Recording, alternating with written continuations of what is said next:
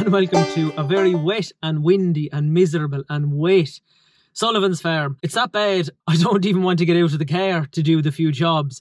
But we've no other choice. It is one of those things. Plan A is to do it, plan B is to whinge about it, and then do it. So we go out. There's a bit of good news and there's a bit of not so good news, I guess, in terms of the weather and cattle back in and things. But sure, look at. We'll start with the good news anyway, and we'll have a quick look at the calves. They're doing well, especially the bigger ones. The Angus bull calves are absolutely flying. This one is apparently a great grandson of a half a Jersey cross. Now, you wouldn't think it to look at the shape of her, but they do bring through the red colour apparently. But I'm not exactly worried about her, or him I should say, because he is a tank and I'm delighted with him. The rest of them are just lying down there and they're flying. Same with the pen next door. The wind is behind the shade, so they're cosy and cuddly here, and they're waiting for their evening milk. We'll go out this way. I've started the process of getting them on to once a day. So at the moment, they're halfway there. They're getting 400 grams of powder in 2 litres of water in the evenings, and 200 grams of powder and just over a litre of water in the mornings. So we're slowly getting there, and there hasn't been any shakes or any knockbacks or anything like that since we moved on to that. So we'll keep going on that for another few days, and then slowly increase the powder in the evenings again and decrease it in the mornings another small bit. And it's a small thing, but it makes it feel like I'm making some bit of headway, and the calves are getting bigger, and we're getting closer to the day when the first of them will be weighing. So that's always something to keep the spirits up, especially at this time of year with the weather the way it is. Now, some of the not so good news.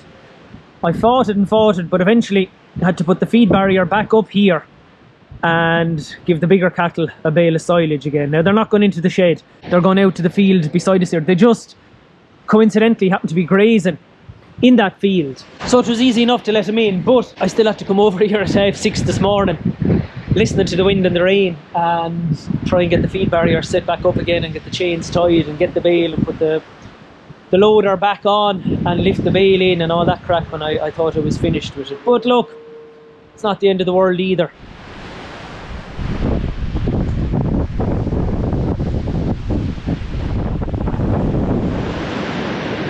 The cattle themselves don't seem too bothered one way or the other. They ate a nice bit of the silage, and then they came back out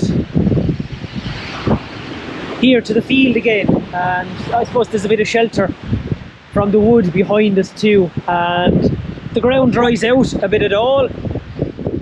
Hopefully the rain is gone and it's just windy now. There's a nice pick of grass here as well, and I suppose that's one of the good things at the moment. It's not that cold. It's harsh, but the ground still seems warm enough. So grass is growing well.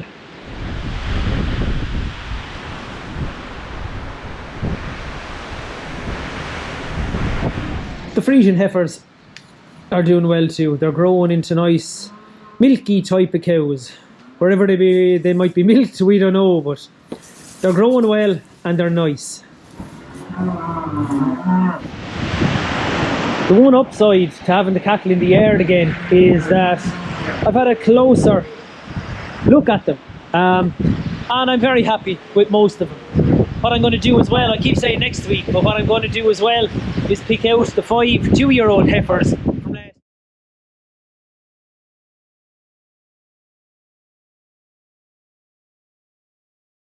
The smaller 3 or 4 that I'll pick out will benefit from the 5-6 weeks of feeding as well. And there's a nice Angus bullock there.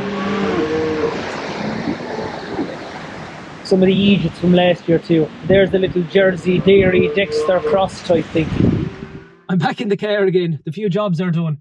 Checked the cattle, fed the calves, and going to the physio. I hurt my arm. I don't know, is it jumping those feed barriers or doing something anyway?